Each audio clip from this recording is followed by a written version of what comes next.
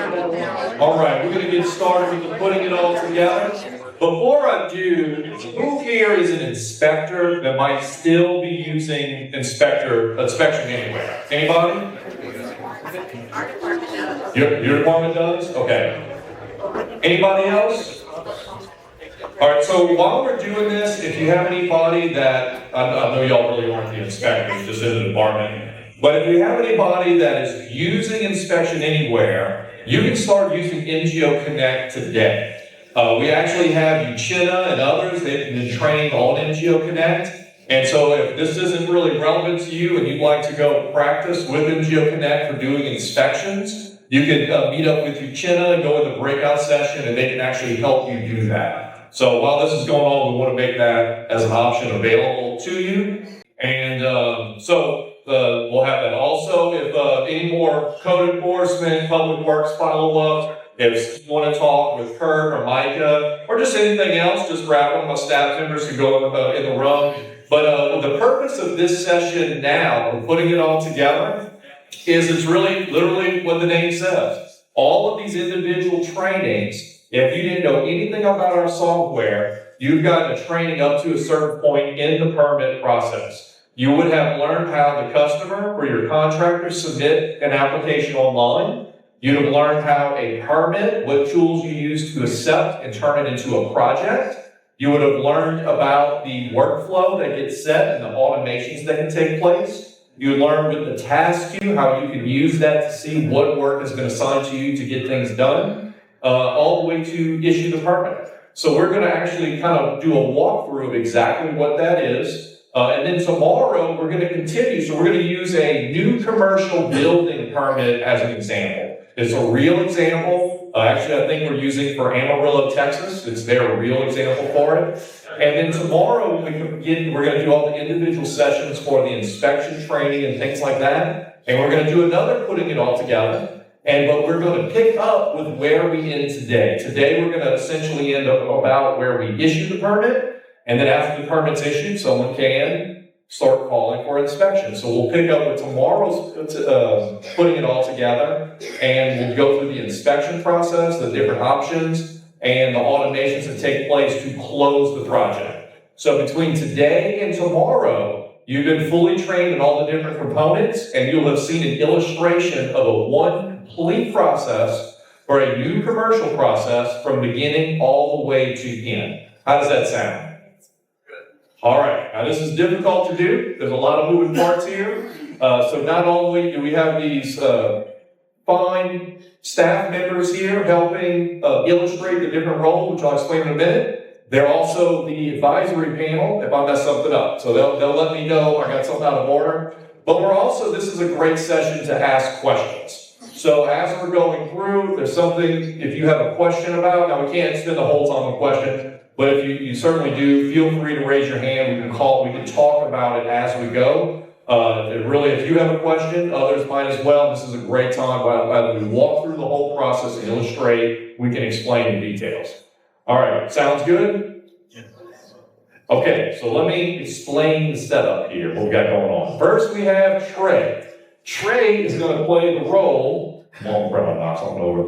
Trey is going to be the building contractor that we all love and respect. So he's one of your customers, comes in. Oh, that's going to be hard to do. I tend to walk when I'm talking. But he's going to play the role of applying online for a contractor. So from there, we then have Amber. Amber is going to be the illustrious building technician, permit tech.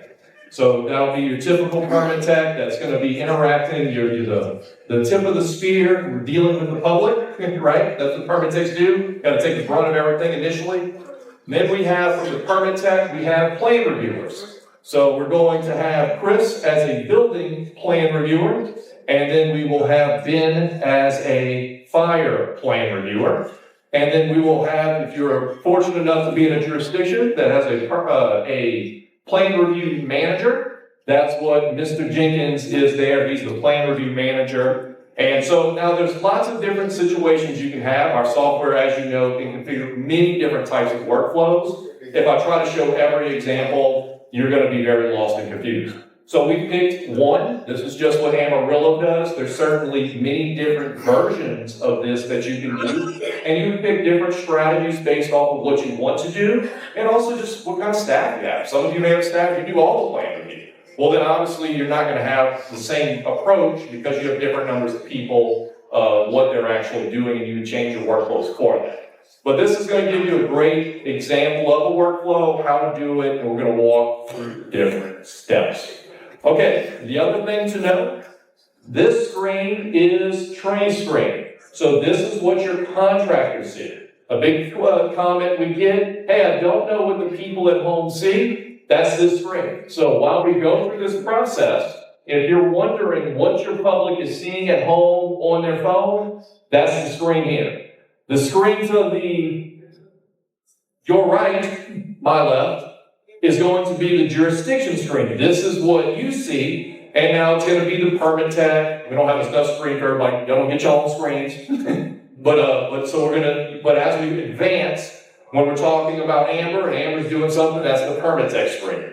If we're in building review, this is the building review. So you'll see the whole back and forth of what's happening.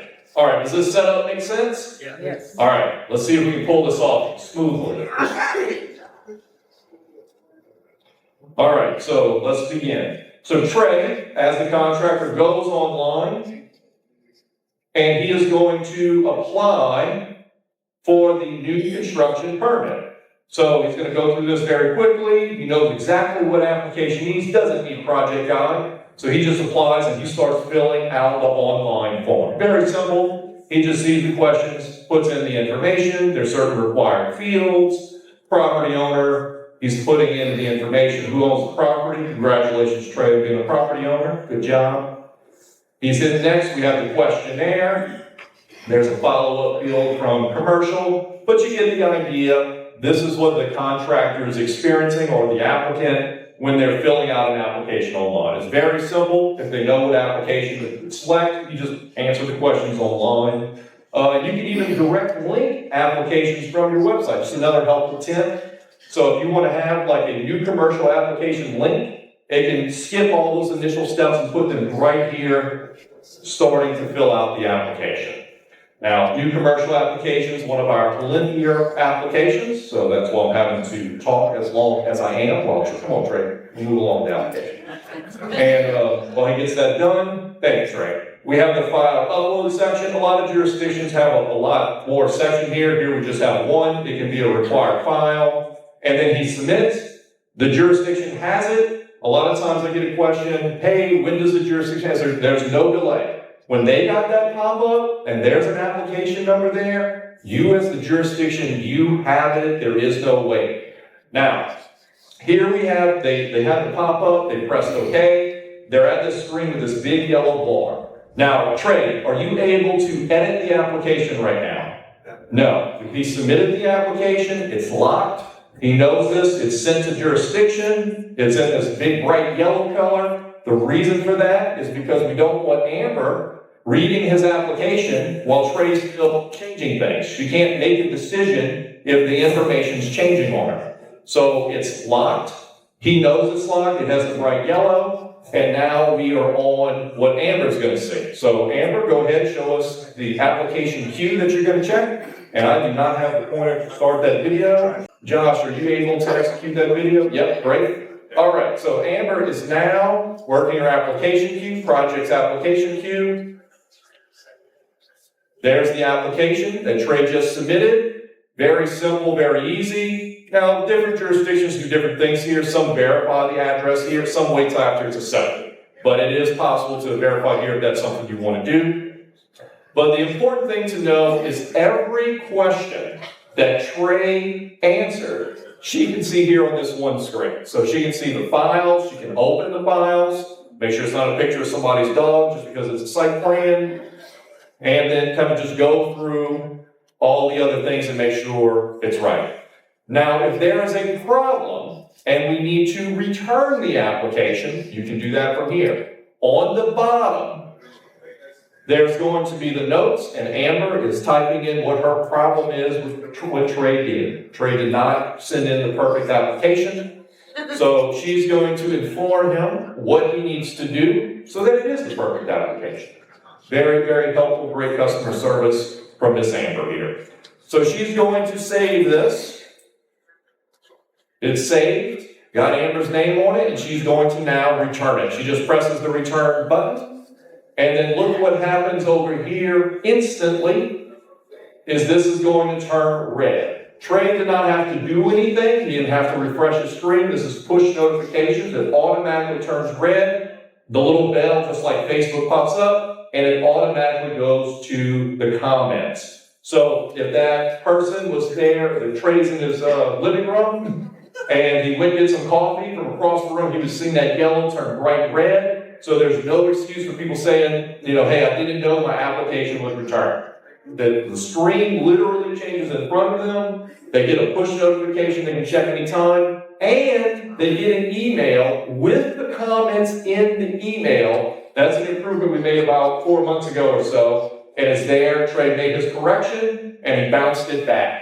So now it goes back to yellow. So you can see we have let's hold here for a second. So you can see that, and now we have a question. Who's working the audience, Mike? Okay. We have to start heading right over there. So you can see that it's yellow, it's locked. If it's returned back to Trey, it turns red, which means he can edit it, make any changes, and submit it back. And we're going to go ahead and take a question. In the older version, in the My Permit Now, where I can't remember. My Government Online. Okay. I would say 95% of our contractors are still using it because they know it, and it kind of works the same way, right? Yeah. Mm-hmm. Do they get an email? They do. They do get an email. So there's no excuses, basically. There is. Even if they're using the old version. Correct. All right, thank you. Yeah, this is just enhanced. So they're still going to get the email with either version. What they're gaining in here is a nicer user interface, and the old version doesn't have the push notifications. So there's just more ways, but there's that we added for them to know. Do they get the email even if they chose not to be notified? They do.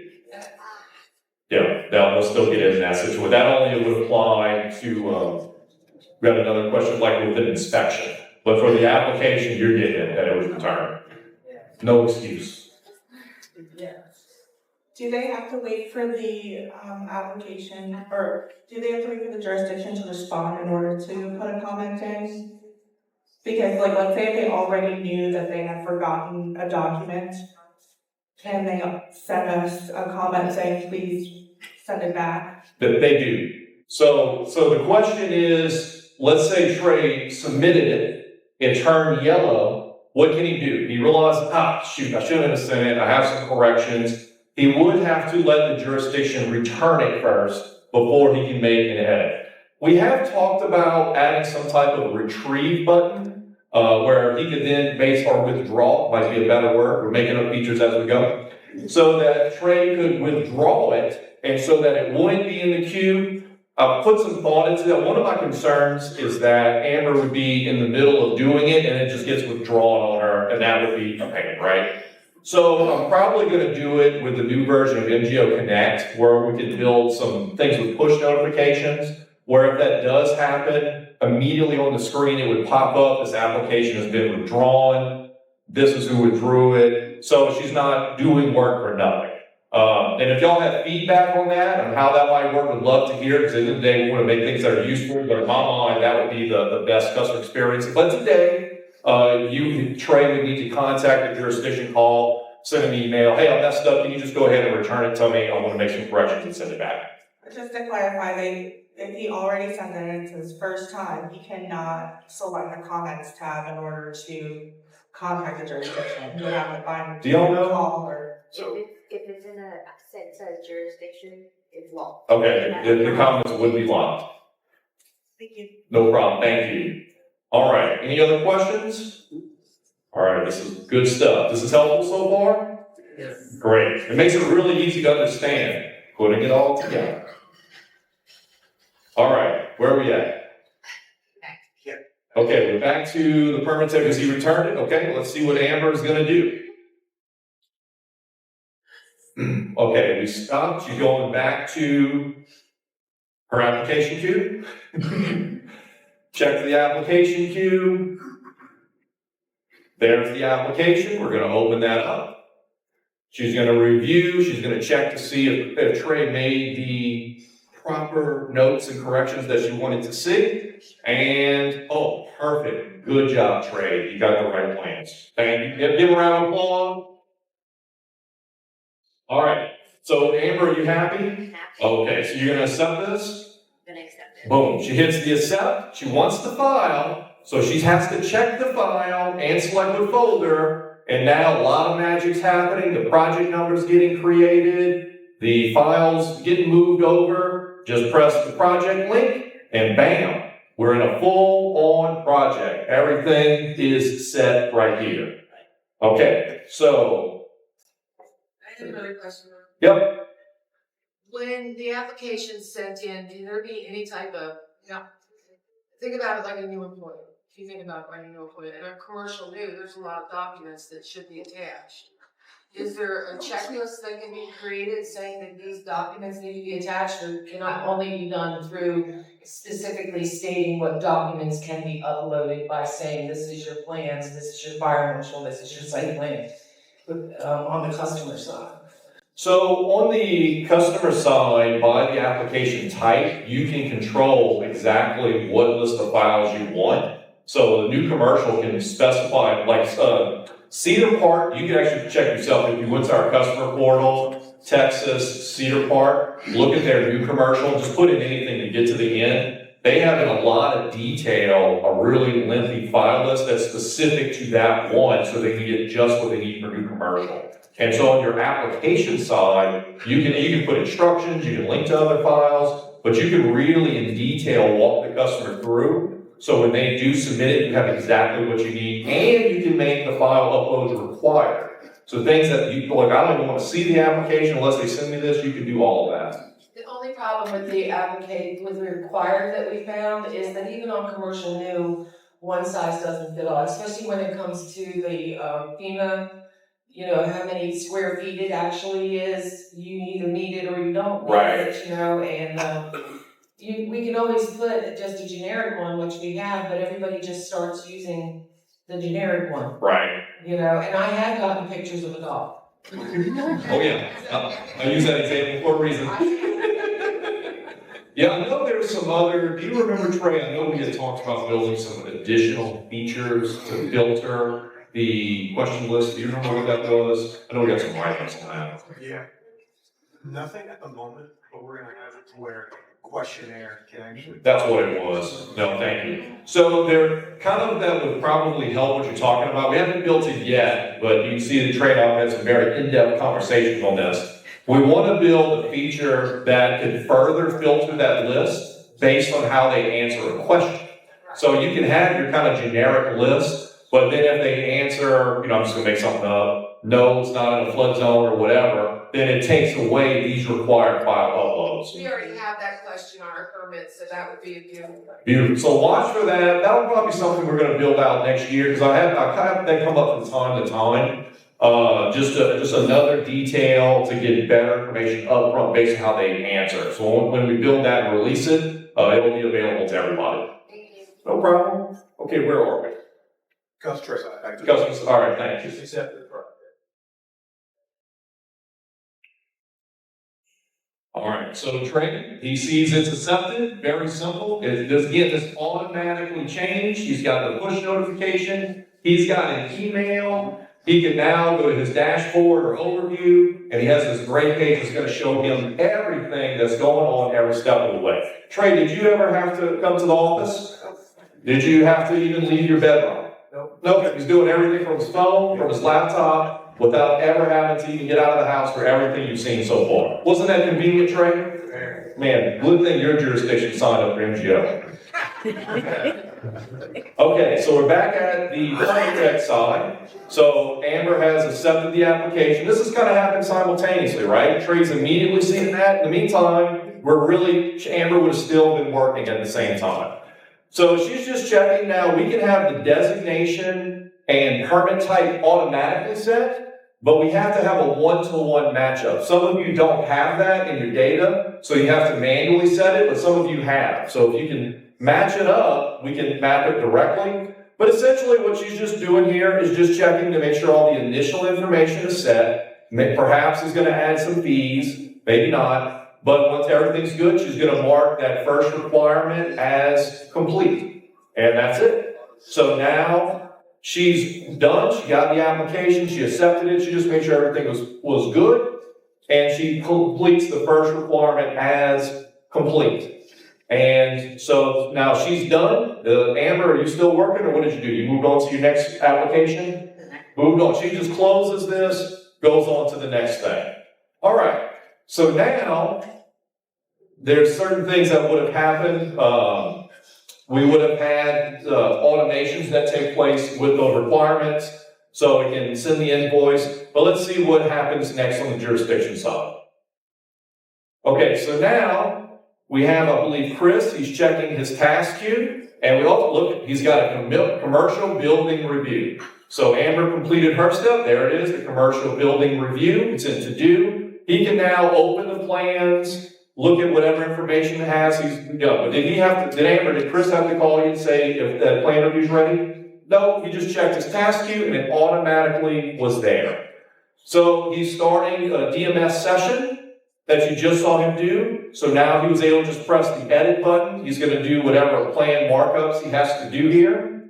He's closing the session.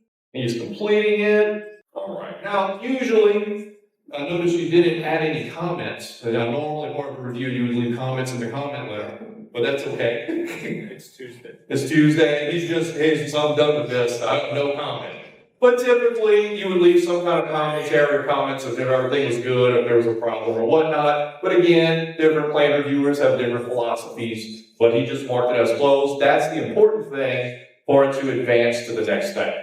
So now we have Ben. He's doing the fire review. So now we're at Ben's computer. And again, this could have happened at the same time just based on the workflow. But he's checking his task queue. Let's go ahead and see what Ben is doing now for his review.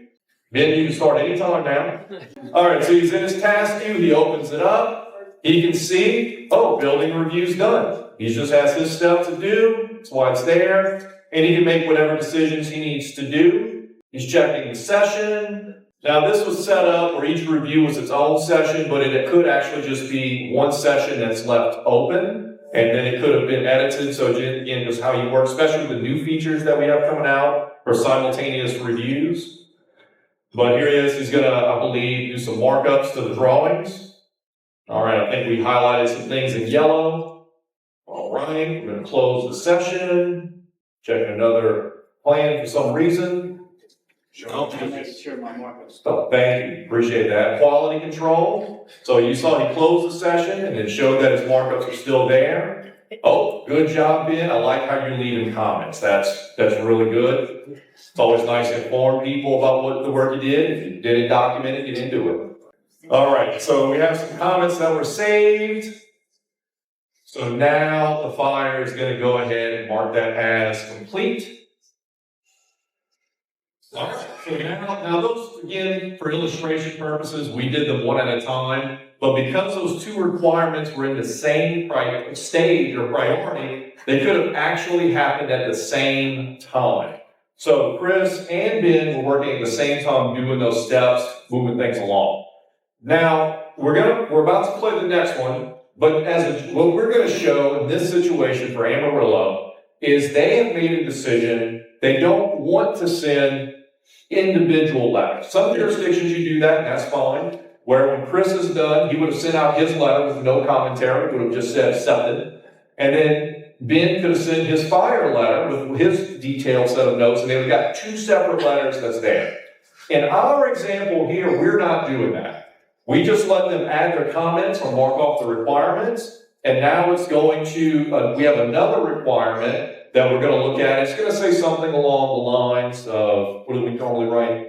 Are all comments addressed? Thank you. Are all comments addressed? And that can be assigned to just someone who's like a gatekeeper, a manager, just whoever's going to handle it. It could even be a permit tech in some cases, but someone who's going to be responsible for sending out that final letter. So let's take a look at what happens next. All right, so we have the task queue, or all comments addressed. Again, each of these individuals are just checking their queue, checking the queue, there it is. So Ken, he sees that everything was passed, he saw the requirements, he's gonna generate his letter, he picks the letter template, he selected the comments, and he just generates the letter. There's the letter, right there. He's checking off an email to send it to. He doesn't have to download anything. He's attaching the plans. If there's any comments he wants, and he just presses send, boom. It's going to automatically log to the project that Ken sent the review, and it sent it to the contractor. They can get it on the customer portal, or they'll have it in an email. But since everything was good, he's going to mark it as complete, and we're going to advance through. Info needed. Info needed, oh, okay, so there was a problem, excuse me. Yes. It wasn't all perfect, one of them, I missed that, Denied fire. was denied, okay, fire, there was a problem, so excuse my narration, it's a little blurry from over here. But, so there was a problem with one of them, so he sent the letter saying that, hey, there's a correction that needs to be made. So now we should be back at the customer side, so Trey got a letter telling him, hey, we have a problem to review. So besides getting an email, he can just check it from his mobile app. So he goes to the file, there's the letter. Is Trey getting just random comments that he can take out of context? No. He's getting a formal, official letter that a manager signed off on. It's for helping us prevent lawsuits for people taking things the wrong way, right? So he can download the letter, he can download the plans, he can check all of these things. So Trey's gonna have a very full understanding of exactly what the review, what problem the reviewer had with his review. So Trey's gonna make a correction now, and let's go ahead, we have a question over there. Let's go ahead and start moving the microphone there, and then we'll take that question here in a second while Trey completes his correction.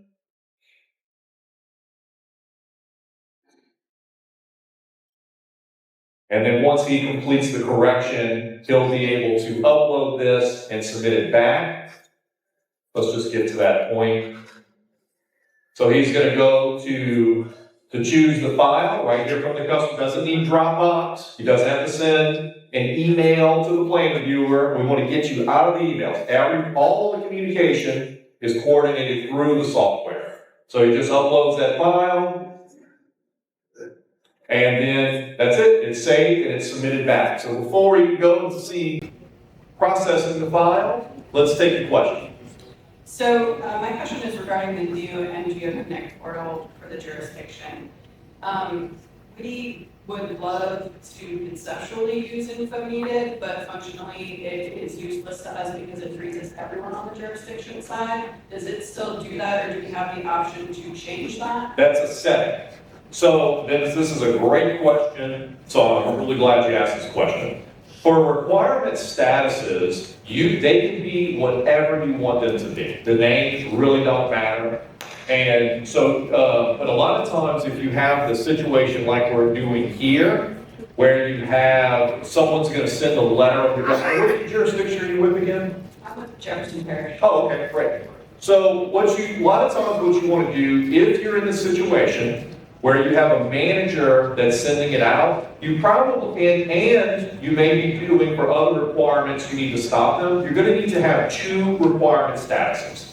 They can be whatever you wanna call them, it doesn't matter. For this example, let's just say we have one as info needed, which maybe info needed really isn't used in this situation. That's gonna be for other requirements that you want to stop the process. But in this situation, we need some kind of way or something to be able to set for like this new commercial where we can say there's a problem, but it doesn't stop the workload. That way you can get to the manager, but the manager can see that there's a problem and he needs to send the denial letter and put that back to do when it comes back into correcting. So in your situation, you might want to just keep info needed, but not use it when it needs to advance. We can create another requirement status. It could be, a lot of times what we'll do, I forgot exactly the terminology we're using, but something that makes it reference the step that we're gonna do. So like, it could be waiting on customer. It could be something with the word comments in it. Comments address needs info. Something that is very clear what situation it's going to be used, but it's going to allow the workflow to advance. So that's just simply a configuration thing. So just two things to implement that. One, we just need to decide what terminology you want. We need to let everybody know, kind of on your side, so they're not surprised that, hey, this is what we got to do. And it's quick for us to do that. We can literally do that in 5 minutes. So we can just talk about coordinating when you would like that configured and deployed. Just schedule it with us. We can do that. And then you have the tools you need and when you need to stop it and when you need to advance it, but everybody sees what's going on. Does that make sense? That's a very important concept that a lot of times jurisdictions, when they're putting together the workflows the first time, may not fully understand, but that is a great example, and it's just simple questions you're trying to decide ultimately what you're going to do. And the more you can kind of unify the language, make sure everybody's kind of doing the same thing, it's going to be very helpful. All right, so let's see where we are now. Oh, the file got uploaded. Okay, so, all right, so in this situation, Amber, as also being part of a permit tech, her job is to process the file upload queue. Now, we can do the file upload queue, or we can also use the new task queue to see the files, which is how Amber really has it. So she saw the file was there.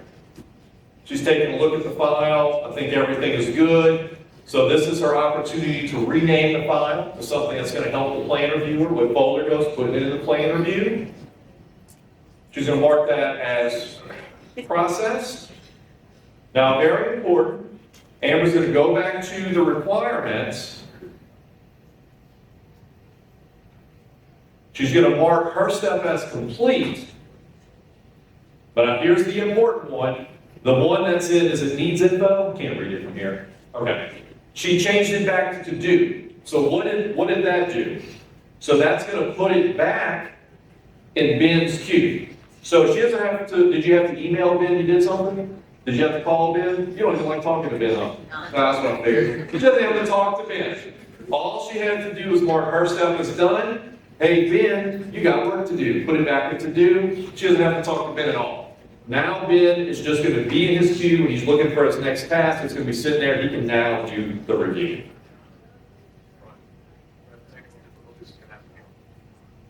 Okay. We're now on customer side, right? Okay. Had a little problem with the monitors, but that's okay. All right, we have a question? Does Ben get an email saying he's got a new item in the queue? He can, but we don't really want to see that happen. So this is a great question. So the question is, hey, is Ben going to get an email that he has something to do? Most jurisdictions of almost any size, especially like a Shreveport, think how many emails Ben is going to get letting him know that a requirement just got bounced to him. You're going to have hundreds of emails. Ben, are you going to continue to look for your email when you have work? No. He's not. I'm gonna check my queue. You're going to check his queue. So if you turn on all these email notifications, we can absolutely blast them away. You got new tasks, but your workers are going to just stop looking at your emails. They're going to start missing emails they need to see. So we really, really encourage people to turn those email notifications off, or just not to turn them on, and just get in the habit of checking your queue. Emails can be missed. Now you have less emails. You just check your queue. Ben, if you got work, what are you going to do? Go to my queue. You're going to go to his queue. So if you're looking for something to do, you don't need to go to your email. Just check your queue to see what's outstanding, and that's the list to work on. Yes, ma'am. Is there a way to, for us, the biggest problem is not so much getting emails for all of the requirements, but like customers will upload something and not let us know, and so it's hanging out in the customer portal for days. Yep. Is there any way to put that into our queues? So that There we can is. check the customer? Yeah, that's actually what we're illustrating here. So if you wish to it, that's something we could do today. So the question is, hey, so when they do a file, we do have its own file upload queue, but we really don't want to check the file. Now, some jurisdictions do. Some people, I want a separate queue for files. Other people say, I don't want to check another queue. I just want to live in my department queue, and that's it, our task queue. We have the ability that when a file is uploaded, it can automatically add a requirement to the workflow that says file has been uploaded, and you can have people assigned to it so that you will see in your task queue or your department queue, a file's been up and you have one queue with everything, and you're kind of seeing a history now, but you have to manage that. So now that's something you have to complete.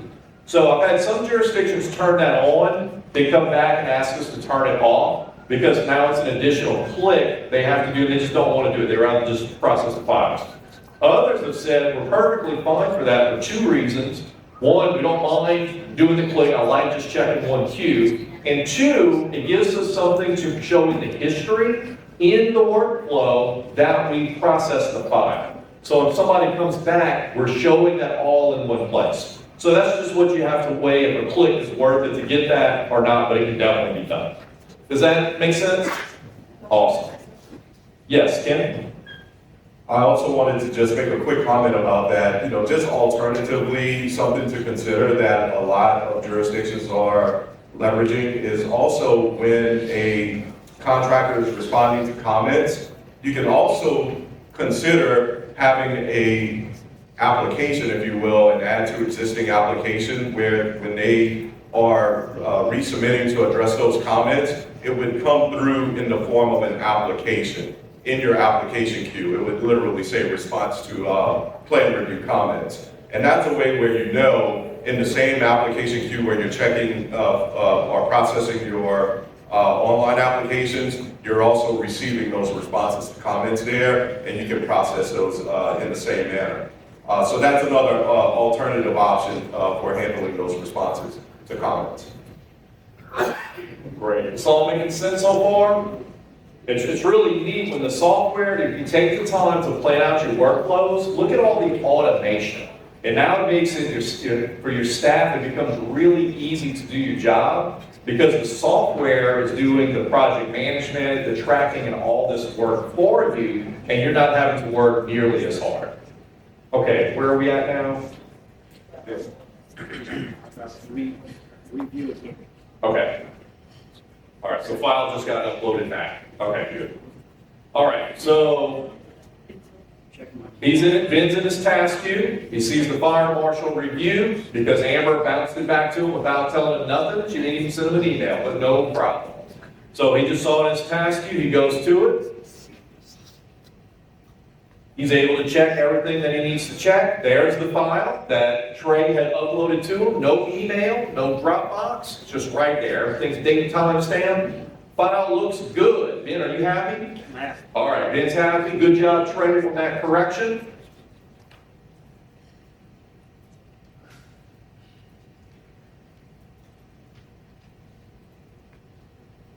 Look like we added a comment or edited a comment. We're marking it now as complete and approved. Boom. Ben's done. He's going back to his task queue to see what's the next thing to do. Just close this, keep on rolling. All right, so now I believe Ben did not send a letter because in this situation, that is Ken's job. Ben is not doing any more work than he has to do. He's staying focused on his deal. So now we're back to the are all comments addressed. So Ken is checking his queue. Oh, we're ready to send out a letter. So let's see if this is good or failed or what's the problem or no problem. So he's looking. Oh, everything's complete. Fantastic. All the reviews are good. That's how he knows he doesn't have to talk to Ben or Chris. Both are approved, so he can go ahead and send this letter out. He's going to do it as an approved letter.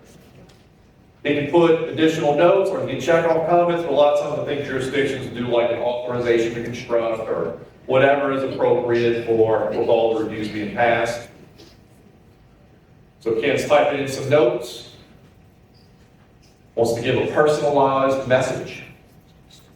Could have just selected some from the comments library that edited that, but whatever you want to do. So there's our comment. We're going to check them off.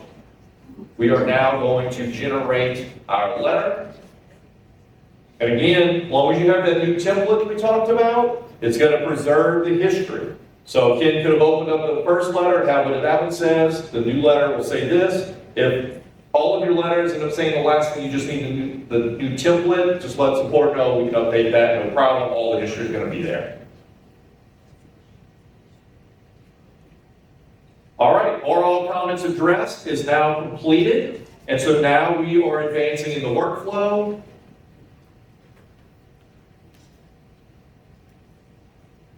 So for Amarillo, it looks like now they're adding some fees. Other jurisdictions, that's usually one of the first things they'll do. Amarillo's different, they don't add the fees until later, but there's a step for that, no problem. So we're getting the fees added to the project.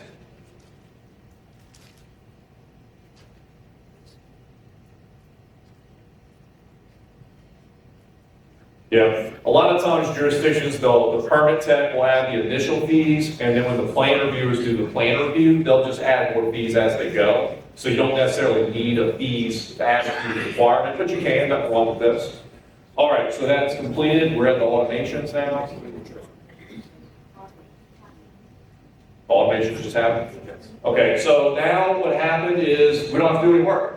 What's happening is in that workflow, there's requirements that say send invoice auto. So that's automatically running and sending the invoice. Then it's going to say verify fees paid auto. Now it's listening. That's where it's at. Right, we're going to check it. Verify fees paid auto is there. It's listening for when the payment. So now let's see what Trey's doing. Trey has decided to go to the job site to do some work, so you don't see him in his house anymore. So from the job site, he's continuing to work. He's checking his documents. Oh, there's the permit invoice with instructions how to pay online. The total, $642. Not a problem. Trey's got that. He's just getting that from the customer. All right, he's going to go ahead and pay online right from his truck. It's pay online. There's the credit card screen. He's going to fill that payment information out, and now everything is paid. How do you like that? See, this isn't interrupting the contractor's workday. He never, Amber, did you ever have to talk to Trey or see Trey? No. Trey's at his house. Trey's on the road, probably driving while he was doing this, let's be honest about it. Shouldn't be. He was on his phone while driving. Paid it. All right, so now the system, we're back to the jurisdiction side. And we're going to see that the system automatically detected that it was paid. So Amber, are you actively watching and listening? Hey, did Trey make a payment? No, doesn't have to do that. Why? Because the system is doing that. So if you're a jurisdiction that's trying to track when payments are made, you don't need to do that. You want to get these automations set up so the system's doing that for you, and the next step is just going to automatically happen. All right, are we queued up for the next video? Looks like we are. So let's go ahead and run on that. Okay, so we're at the add to existing. Okay. Did we issue the permit? Did that happen also? Yes. So we did an automation where the permit was automatically issued. I think that's what the document we were just looking at was. So permit was issued. Trey's in business. He's the general contractor, and everything's good. So Trey told his electrician, hey, I have a project number, permit's been issued, go ahead and file for your trade permit. This jurisdiction does it under, Josh, go ahead and reset this video for me, please. This jurisdiction for Amarillo, they're doing something, a file under the existing project number. Not all jurisdictions do this. You may be somebody that your electrical trade, your tradesmen have their own project number, but we have a lot of jurisdictions that have it all together. So your new commercial, you have one project number, and then all of your trades, they go and they file under that same project number. We've had a lot of jurisdictions do it both ways, and then settle on this. I know Escambia County's one. Have we ever finished switching? We determined that we liked individual permitting because we noticed that a few of our neighboring jurisdictions were having where the GC, the Division I contractor, could schedule to the sub-permitting, but they were not ready. And so we were getting a lot of failed inspections, and so we settled on, we're gonna keep them as individuals and we monitor it by the address. Yeah, I remember us talking about that now. Yeah. So we're gonna be building a feature for that to restrict it. I think once we release that, that's when we're gonna make the change. Yes. So we have a lot of jurisdictions. I know Pensacola does it the other way. Right. They'll do it we're very successful, but that is something that the GC could go schedule. A lot of jurisdictions, it's not a huge issue. But we do have some functionality that's coming out that allow to restrict that, and then it's not an issue, even the Escambia is going to switch over. So this is really kind of the preferred way. But anyway, let's go ahead and play that again so we can watch that from the top and we can see exactly what happens. So Trey has told his electrical guy, go apply online. He did the second option, it went kind of fast, but submission to an existing project. And then he just simply searches for it. And he's able to search by address, by project number, and he selects it. Now he gets the application and just simply fills it out. Very simple application. So what's happening here? Oh, looks like I'm the electrical trades guy. Okay, great. So I just simply found the existing project number online. I file under it. I fill out my application, and now my electrical request application is sent. Same thing is going forward, same back and forth process, but let's look at the jurisdiction side now. We got a question. Oh, we have a question? Let's go ahead and pause the video. It was referring to that screen where it had all the priorities. Yes. Okay, when the customer sent an invoice, what's the time frame before they pay it, before the system shows that it's paid? Great question.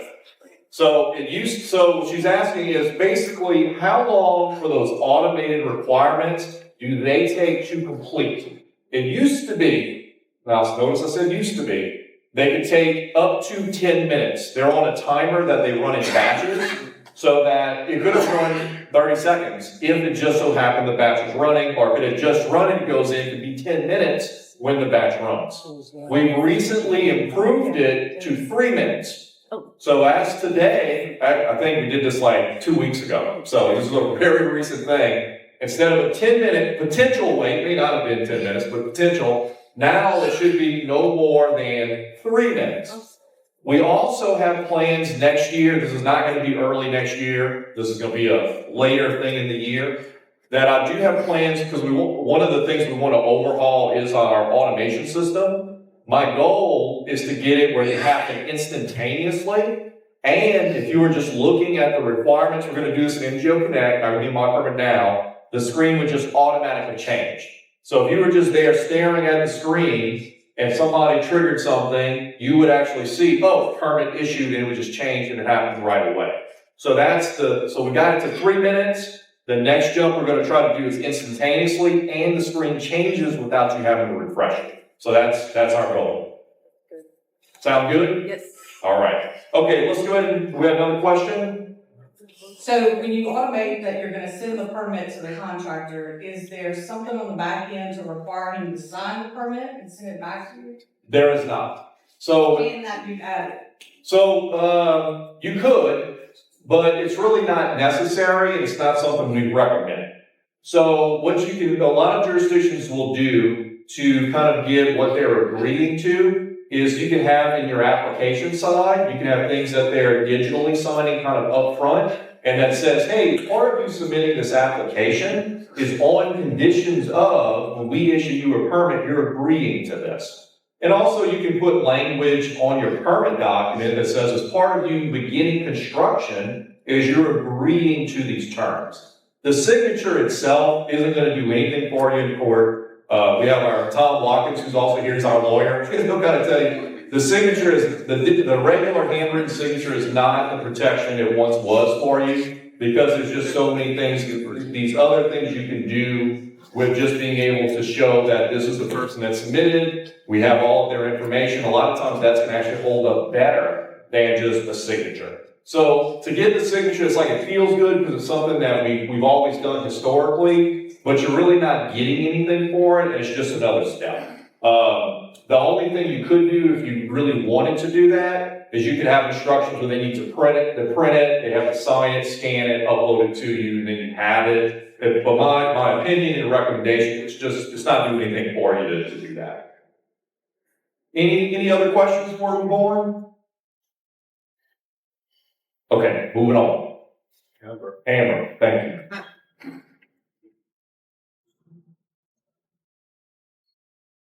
All right, so Amber, going back to our application queue, just wash and repeat. Look how easy your job was to learn Amber. So you're just going to do the same simple steps over and over. Oh, there's the trade application. So she's pulling it up, same thing as before. seeing what she has. Since I'm the tradesperson, I have a feeling I probably got it all right. I think Amber's gonna be happy with my submission. Okay, you jerk before you lay it in.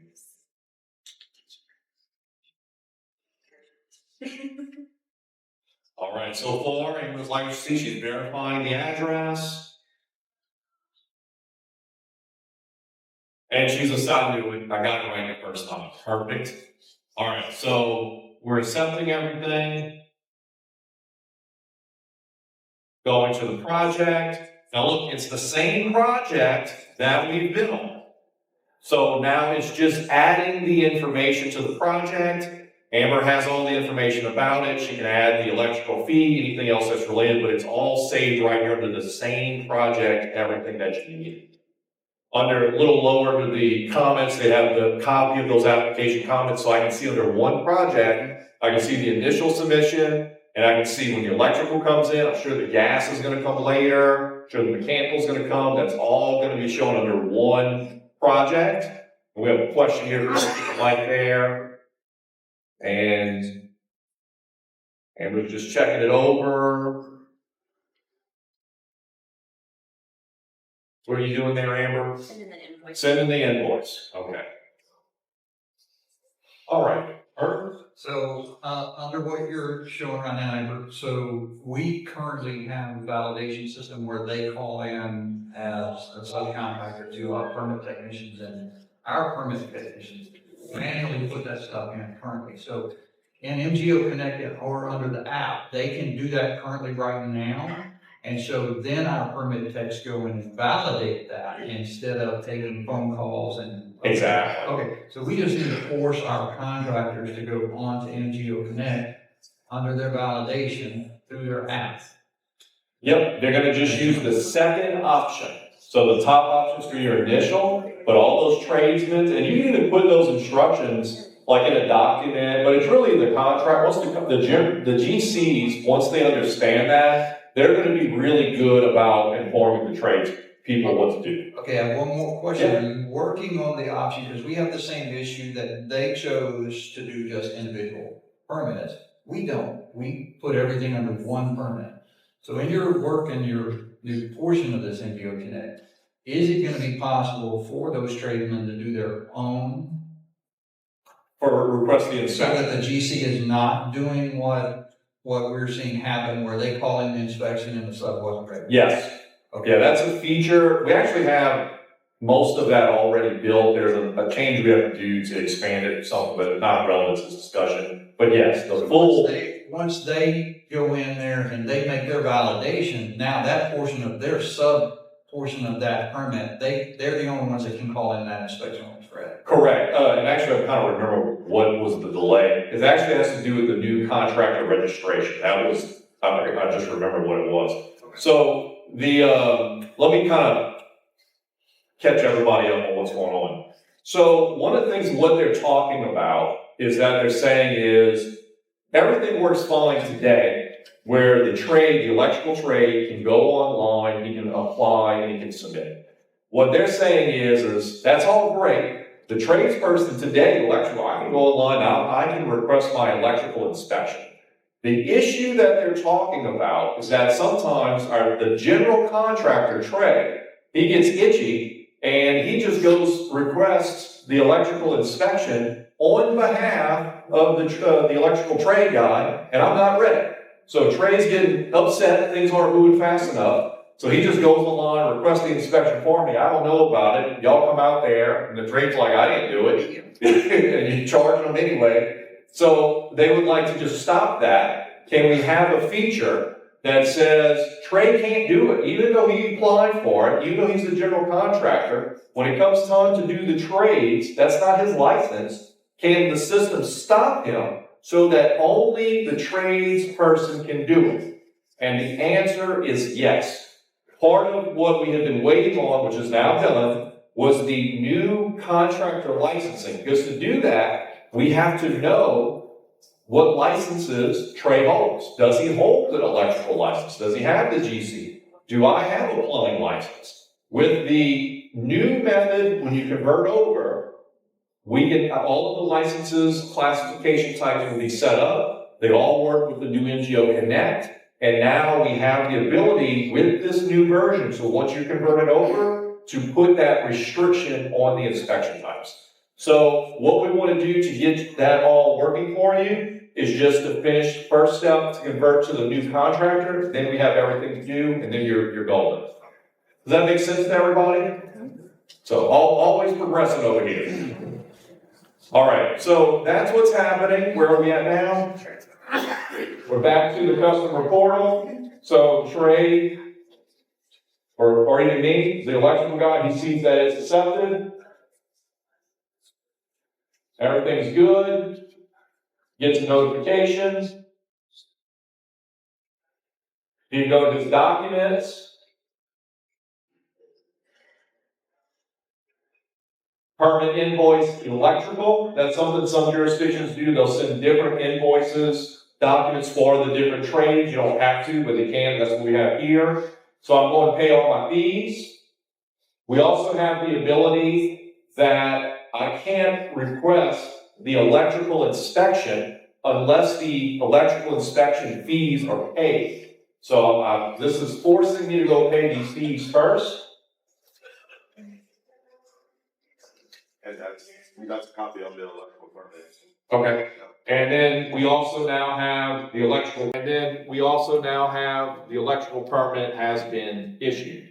So we're going to stop with the putting it all together here. So we advanced through the process, and just to summarize and recap, we saw how Trey, as the contractor, could apply online. He was able to interact back and forth with Amber, the permit tech, without ever having to come to the office. Once the things were progressing there, we saw how we did the plan review. There was problems there, went back and forth, never came to the office. It was finally a final letter was done, issuing to move forward. He was able to get the general building permit. The tradespeople were able to go file underneath the same permit and pay the fees online. And next, now, what we'll have is people start to request the inspections online. And that's what we're going to pick up tomorrow. So tomorrow, really it's all going to be about virtual inspections, the conventional inspections with MGO Connect, inspections management. We're talking about inspections dashboards.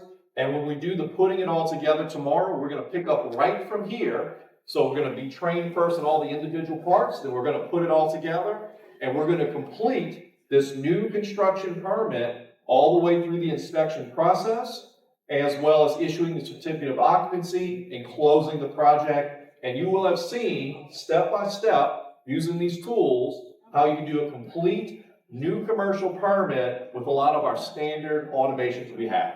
What do you think about that? All right, I think we're closing out early, right? He doesn't have to do this, but the studious person he is. He's just checking that he could have signed it that way, but he's going to go for the drag and drop. And he's just going to drag that on over to our building inspector. All right, and I got the notes on my phone, so let me pull that up.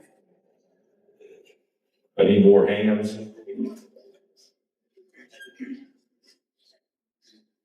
All right, so now we're back to the customer portal. So what is Trey? This is real-time information. The second this happens, we can see it over here. Here's Trey. He sees that it is now assigned. So the inspector has it. We're going to go with Joseph Porter, a.k.a. Uchenna, who's going to be the inspector to actually do it. So let's jump back to the other side and take a look at what's happening here. So Uchenna has his invisible laptop that he's doing his inspections, probably an iPad. That's a very popular device. Couldn't do it alone. He dropped it today in the way from work, so inspector manager, being a good manager, is helping him out. Let him do what it is. All right, so he's here using MGO Connect. Again, this would all be defaulted, but he can manipulate the days, but there it is. So just that easily, we saw that it was requested in. This is a conventional inspection. It was dragged and dropped and assigned to him from the permit manager, and Uchenna can now complete this inspection in the field. So he's just going straight to the results. and he's gonna put in the results and complete it. And if you remember the first presentation today with Kurt, there was all this functionality that could be used here. He could have used the routing to figure out the shortest driving distance, could have gotten turn-by-turn instructions, or you just simply result it if we're ready to do that. All right, so next, we're going to see, again, immediately, we have it, the inspection has resulted. Here's the inspection report, no delay the second that was done. Could have even gotten a phone call. Could have actually called Trey and let him know it was done. But he also got it in his email. So here is an attached PDF of that inspection report in his email. So very simple, the second he's done it, it's, as long as he's connected to the internet in some form, it uploads all the results automatically. And it's on the customer portal, and it's an email to get the results. How nice is that, Trey? Were you happy with that inspection report? Wasn't that convenient? You didn't have to go to the office, you just have the inspection report. All right, so that's our traditional, conventional method, very easy. Inspectors don't even have to come to the office. If that's something you want, they can get up in the morning, as long as it's been assigned out to them, they just go and do their work, and your contractors in the field are immediately getting the inspections. All right, where are we at on the? Go ahead. All right, so now Trey can continue this process. Now, we're not going to show every inspection request. The new commercial has quite a few inspections, as you know. But Trey can go ahead down. He can bulk request any other inspections. He can do them all at once. So if the system, all the requirements have been met, all the fees have been paid, he can come through here and select multiple inspections in one go. And in one submission, he can make several inspections. So that's what's happening here. He's just going through all the allowed inspections that he's ready. And you know how contractors are sometimes. They're maybe a little ahead. Maybe they've already done some work and they're playing catch up on the inspections. So Trey, that's what you do when you kind of did some work ahead of time. Yeah, that's kind of fair. So he's got to go back and maybe a couple of requests for inspections that might have should have been called earlier. But he's getting all of those put in. And then you're going to see that he can submit. Here we go. We got a whole bunch of them submitted. Those all came onto the board. Those get assigned out. And then we can go. But now another one that he wants to do is a virtual inspection. So we're going to take a look at how he can request a virtual inspection where he's not going to be at house. He can just go right to the job site. So the key thing here is that selection he selected is the electrical rough-in. And there it is. He just makes that check to request as a virtual inspection or remote inspection, and that's all he has to do. That can be enabled where that in particular inspection was allowed to be virtual. The others weren't. That's why you didn't see the checkbox. So he is now able to put in his notes, and he knows that one is going to be done virtually with this new method. And we're going to see what that looks like here in just a second. All right, so he's typing his very studious notes that he wants the inspector to know. Maybe tell him a preferred time or whatever coordination he wants. And there it is, pending once again. All right, so now we're going to take a look at this on the inspector manager. So now you can see here, he immediately pops up and he can see it's a virtual inspection. And what tells him that, if I can get the pointer to work over here, there, right there. You see that green V for virtual? If it's a virtual inspection that's been requested, that's what you're going to see right there. If it had been an allowed inspection, like electrical rough-in, we were allowing trades calls a virtual, but he did not request it, then it would be grayed out. So you have immediate feedback on the board to know that, one, if you've enabled this inspection to be possible, to be a virtual inspection. And then two, if it's green, you know, oh, Trey wants it to be a virtual inspection. That's what he's trying to coordinate. So you immediately have that. So Ken can make decisions on what to do with this, and he is going to drag and drop and assign it to our building inspector once again. All right, so now let's take a look at the next part of the process. So they would have coordinated, scheduled a day through the different tools. Now we have the contractor is on site, so he has his phone ready. On our side, we're going to see what happens to cue this up.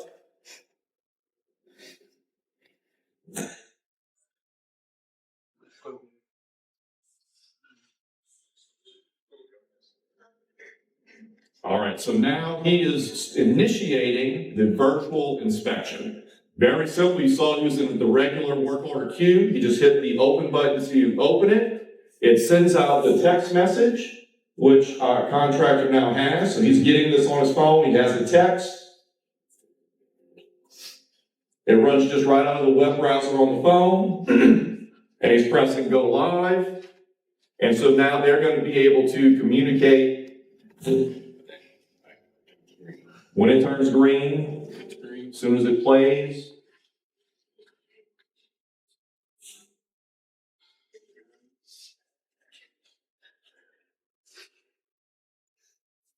there we go. All right, so this is what you would experience. So as soon as Trey presses allow, it's going to connect on their side, and they're now able to talk to each other. Literally, they can just talk at his computer, he's talking through the phone, they can chat with each other, and the inspector's telling Trey where to point the phone. He's able to just press buttons to take screenshots. There's no FaceTime call. This is all built into the software. You never had to go out of the software. It's a very automated process, and there's all types of tools that are built in to help build that inspection report virtually. How neat is this? It's pretty neat, huh? All right, so they're talking. He's telling them where to point the camera. Everything's going through.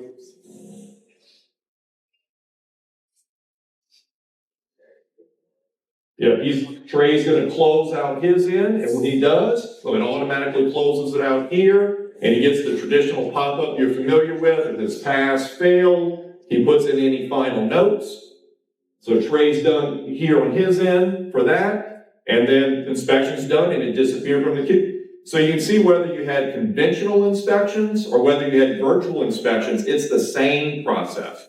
So for an inspector that's already using our software, this is very easy to pick up because it's literally just a button from the same place to do it conventionally or do it virtually. And it's just sending the text to him. He's able to see it and you move forward in the process. So let's see what happens next. Maybe he wants to check the report. And do we have an audience mic for questions? Who's working the audience mic right now? Brittany, we got a question over here with Madeira Beach. We'll go ahead and take that. Barbara, raise your hand.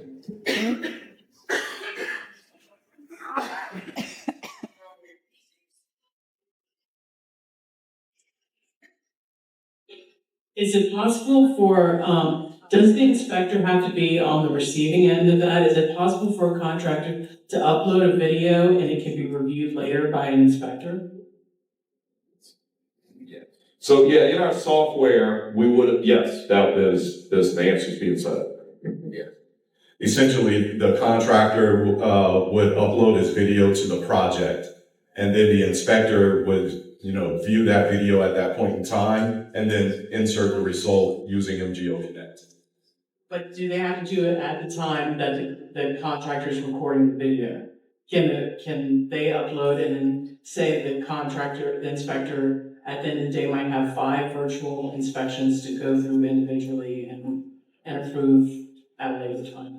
Yeah, at this time, they would upload it directly to the project. That would be the manner currently to handle that. But there may be enhancements to allow it to maybe, be uploaded directly to the inspector so that he can work through his list as you're mentioning. But those things are all possible.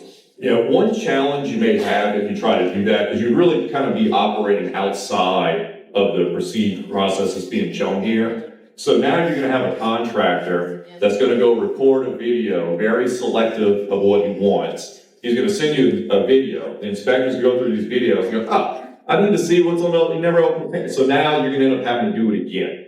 With this process that we're looking at here, it's real-time communication. So he's telling Trey, no, I need you to open the electrical panel. No, move the camera over there. I need this, it's not in frame. Okay, yeah, now I got it. So that's the advantage of doing this. Certainly, we can take videos and you can work with it through software to do things, but this is going to be a prescribed better way because you're going to be one and done with everything you need. I might add one thing. It's, when you look at it from a liability perspective, this process is time, date, and geo-stamped within 3 meetings. So we know where that person is, and then it saves you or the inspector that exposure of maybe getting misinformation from the meeting. All right, great question, thank you. All right, so next, Uchenna wants to check his report, make sure everything is there. You do it the same way you would traditionally do it in our software. If my play button will go here, there we go.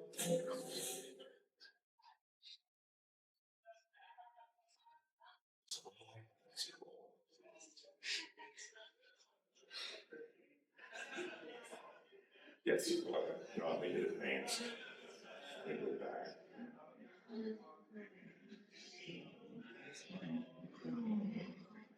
John, is that your point? There we go. All right, so work orders completed. It's the same way you would always check your reports in the field. He's able to turn it up, and then you would have the virtual inspection. This is the cover page. If we scroll down, we'd have all the images and video snippets that we took. So just that simple.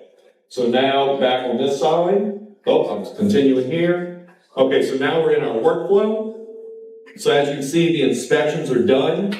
So the last thing that we have next in the workflow is a certificate of occupancy issued. Now that's an automated requirement. So now that the last inspections were done, we can see that the building final was done, that this can be an automated requirement that's going to run, and it's going to automatically issue. And I believe, Trey, we have it where you'll get it. See that in your email. So there's Trey. He automatically received an email with a certificate of occupancy, and there it is, just like that. Notice we don't have the same staff up here from yesterday. We don't have the permit text because all of these things are automated where they don't have to do them. So you're seeing how these steps now are allowing where traditionally you have your permit text and others involved in the process to the end. They don't have to be because the system's doing it for you. How nice is that? All right, so next we're getting to the last step, which is to close the project. And it's going to automatically close. And you don't have to be doing it. It can be closed completely. It can be at nighttime. And it's going to automatically change the status, as you can see, to complete. So these final steps here, you don't have to be in the office. This doesn't have to be open. We just have it open to show you what, if you checked it, what it would look like. But it's doing it everything for you, and the status is closed. And that is it. We have now completed fully a new commercial permit in the software using these processes. And that's how you can put all of these things together. What do you think? Is this useful? Now look, we've just shown you one example. You have options. So like we talked about, what you're going to actually configure will be based on what you want to do. And that's going to be driven by a couple of different things. One, what is your job responsibilities? If you may not have a permit manager, so you may not need to break certain things out or assign it a certain way. You might be a jurisdiction with one person that does it all, right? They have some of you, and that's fine. So you'll be able to maybe automate more steps or put other things. You might be a jurisdiction that goes, you know, I can't really trust the quality level of maybe the third-party inspectors that we've hired. So I don't want that certificate of occupancy to be auto-issued.